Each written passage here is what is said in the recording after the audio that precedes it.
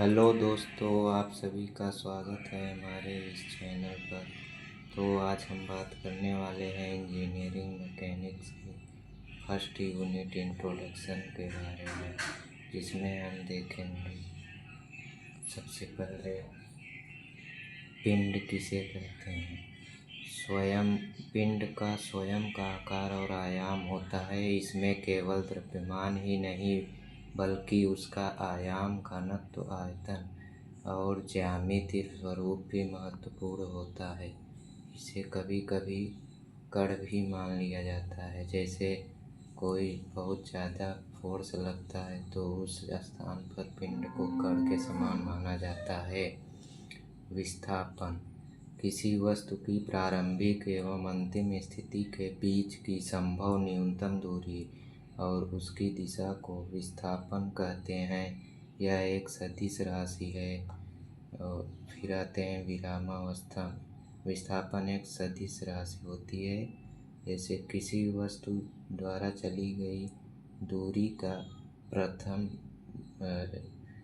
प्रथम बिंदु और अंतिम बिंदु, मतलब जहाँ से स्टार्ट किया और जहाँ पहुँचा, उसके बीच की संभव न्यूनतम दूरी को विस्थापन कहते हैं। विरामावस्था जब कोई पिंड किसी संदर्भ बिंदु के सापेक्ष स्थिर रहता है, यानी जब कोई पिंड दूसरे किसी वस्तु या पिंड के सापेक्ष स्थिर रहता है, तब वह विरामावस्था में होता है। यानी उन दोनों पिंडों के बीच की दूरी समय के साथ न बदले, तो उसे विरामावस्था में कहते हैं। उस वस्तु को विरामावस्था में कहा जाता है। एक ही वस्तु किसी के लिए विरामावस्था में तथा किसी के लिए मोशन में हो सकता है। एक अन्य वस्तु के लिए विरामावस्था में हो सकता है और वही दूसरे अन्य वस्तु के लिए स्थिर हो सकता है। यानी कि जब दूरी चेंज होगा तो उसके सापेक्ष वह गति की अवस्था में होगा, और दूसरा जब वह पिंड किसी दूसरे पिंड के सापेक्ष समय के साथ अगर उसकी दूरी नहीं चेंज होगी तो वह विरामावस्था में रहेगा। गति अवस्था, मोशन, जब कोई वस्तु किसी दूसरे वस्तु के सापेक्ष अपनी स्थिति में परिवर्तन करती है तो इसे मोशन कहते हैं। जब कोई वस्तु दूसरे वस्तु के सापेक्ष अपनी पोजीशन चेंज करती है तो इसे गति कहते हैं। अब आते हैं अदिश राशि। ऐसी राशियाँ जिनका केवल परिमाण होता है, दिशा नहीं होती। इनमें कोई दिशा नहीं होती है, केवल इनका परिमाण लिखा जाता है। इसे अदिश राशियाँ कहते हैं। जिसमें हमारा लंबाई हो गया, द्रव्यमान, समय, दूरी, चाल, आयतन, ऊर्जा, ताप, घनत्व इत्यादि। वेक्टर क्वांटिटी सदिश राशियाँ ऐसी राशियाँ जिनमें परिमाण और दिशा दोनों होती हैं, उन्हें सदिश राशियाँ कहते हैं।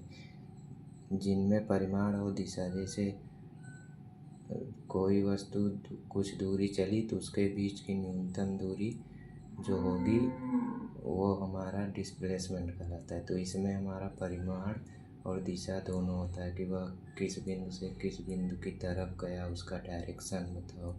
तो ये हमारा सदिश राशि होती है। जैसे डिस्प्लेसमेंट, वेलोसिटी, फोर्स, एक्सीलरेशन, यानी कि विस्थापन, वेग, बल, त्वरण, संवेग, बल आघूर्ण, इलेक्ट्रिक फील्ड यानी कि विद्युत क्षेत्र और चुंबकीय क्षेत्र इत्यादि।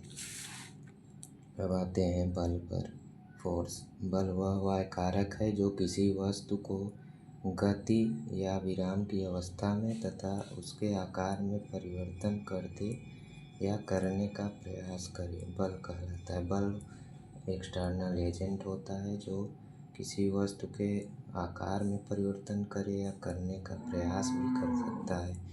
जैसे कभी कभी हम दीवार को धक्का देते हैं तो न ही उसके आकार में परिवर्तन होता है, न ही स्थिति में परिवर्तन होता है। तो इसका मतलब ये नहीं कि हम बल ही नहीं लगा रहे हैं, बल लगा रहे हैं, लेकिन उसके सीमा से कम बल लग रहा है, इसलिए वह स्थिर ही रहता है।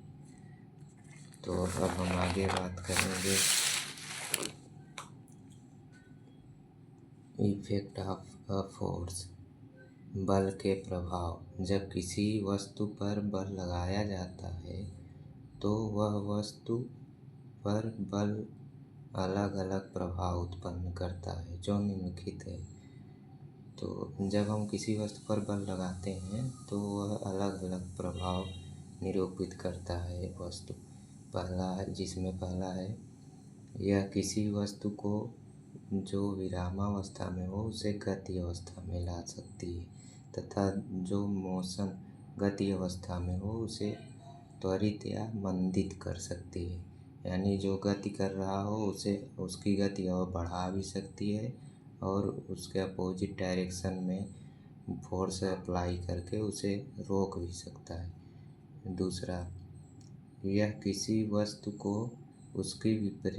उसकी गति के विपरीत दिशा में क्रिया करके, यानी उसकी गति के विपरीत दिशा में फोर्स अप्लाई करके उसे विरामावस्था या साम्यावस्था में लाने का प्रयास करता है। यानी उसे रोक देता है, स्थिर कर देता है, या फिर उसे साम्य यानी इक्वल कर देता है, उसकी गति समान चलने लगती है एक समान गति से। यह किसी स्थिर वस्तु के अंदर आंतरिक प्रतिबल भी उत्पन्न कर सकता है। अगर कोई वस्तु हमारा स्थिर है तो उसके अंदर आंतरिक स्ट्रेस यानी कि अंदर से जो फोर्स लगेगा उसके अंदर, बॉडी के अंदर, उसे भी क्रिएट कर देता है, उत्पन्न कर देता है। और चौथा है हमारा, यह किसी वस्तु के गति की दिशा भी बदल सकती है। यानी यह किसी वस्तु, जैसे वस्तु पूरब की तरफ हमारी चल रही है तो अगर उसके जस्ट अपोजिट में लगाएंगे तो और ज़्यादा फोर्स लगा दें तो उसकी गति की दिशा पश्चिम हो जाएगी, यानी वो अपोजिट चलने लगेगा। अब आते हैं कैरेक्टरिस्टिक्स ऑफ अ फोर्स, बल की विशेषताएं। पहला है बल एक सदिश राशि है। जैसा कि हमने अभी बताया, बल सदिश राशि होती है जिसमें परिमाण तथा दिशा दोनों होते हैं। Example, along axis and Y axis, जिसमें जैसे देखो F1 हमारा 50 न्यूटन है जो कि वाई एक्सिस की तरफ है, और F2 हमारा 100 न्यूटन जो कि एक्स एक्सिस की तरफ। और सेकंड नंबर है बल की प्रकृति। किसी वस्तु पर लगने वाली धक्का या खिंचाव होता है जिसे एक तीर द्वारा प्रदर्शित करते हैं, जिसमें एरो को हेड कहते हैं।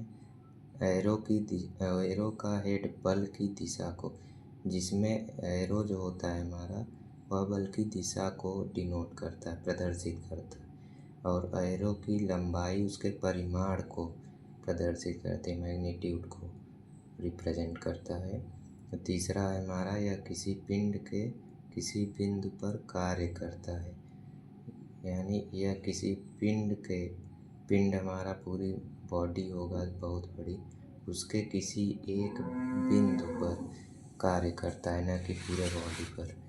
उसके बाद principle of transmissibility of forces, बलों के संप्रेषण का सिद्धांत। यह किसी रिजिड बॉडी के किसी बिंदु पर लगाए गए, रिजिड यानी कठोर बॉडी पिंड, या किसी कठोर पिंड के किसी बिंदु पर लगाए गए बल का कार्य प्रभाव उस पिंड के अंदर उस बल की क्रिया रेखा के किसी भी बिंदु पर।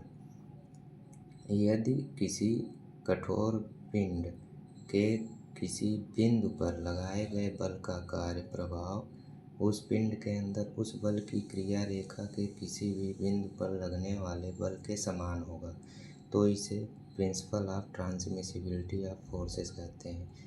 ये हमारा ऐसा होता है कि जैसे किसी कठोर पिंड पे बल हम लगाएं, जैसे कि कठोर पिंड को एक तरफ से धक्का दे और एक तरफ से खींचे, जिससे वो हमारा संरेखी बल होगा। इसे ही बल principle of transmissibility of forces कहते हैं। अब आते हैं सिस्टम ऑफ फोर्सेस, जब किसी पिंड पर एक साथ दो या दो से अधिक बल कार्य करते हैं, मतलब एक से दो रहे कम से कम या दो से अधिक, तो उसे सिस्टम ऑफ फोर्सेस कहते हैं। तो मतलब बल निकाय कहते हैं। ये निम्नलिखित प्रकार के होते हैं।